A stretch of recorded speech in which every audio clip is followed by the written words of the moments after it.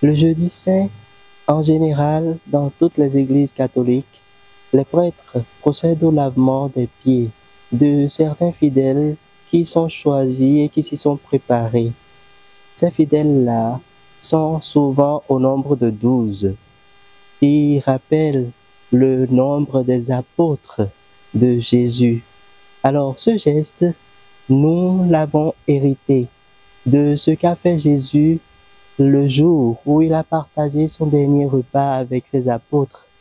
Il leur a lavé les pieds avant qu'ils ne passent à table. Et ce geste a un sens symbolique et très significatif. Déjà, on peut le comprendre comme un signe d'humilité de la part de notre Seigneur. Le Seigneur qui s'abaisse, qui accomplit un geste des esclaves, un geste des serviteurs, et pour faire comprendre à ses apôtres qu'il est venu pour servir et non pour être servi. Premier sens.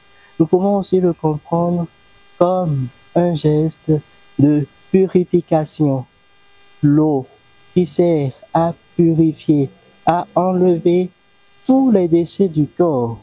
Et le Seigneur qui poursuit en disant que ce geste qu'il accomplit, ils n'ont plus besoin, ces apôtres-là, de laver tout leur corps parce que Pierre s'y est opposé.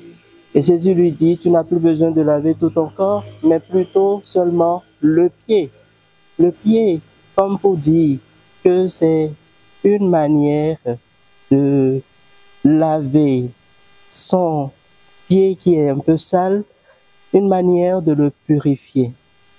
Et un troisième sens qu'on pourrait comprendre de ce geste symbolique, c'est le geste d'amour. L'amour pour tous, une manière d'inviter tous les fidèles à se donner l'un à l'autre. Et c'est d'ailleurs cela que le Seigneur a accompli sur la croix en se donnant pour notre salut. C'est la fête des prêtres parce que c'est le jour de l'institution de l'Eucharistie. Le faites ceci en mémoire de moi. Le Seigneur invite donc tous ses apôtres à commémorer ce dernier repas. Et chaque fois que nous célébrons l'Eucharistie, c'est ce que nous faisons. D'ailleurs, c'est le prêtre qui célèbre l'Eucharistie.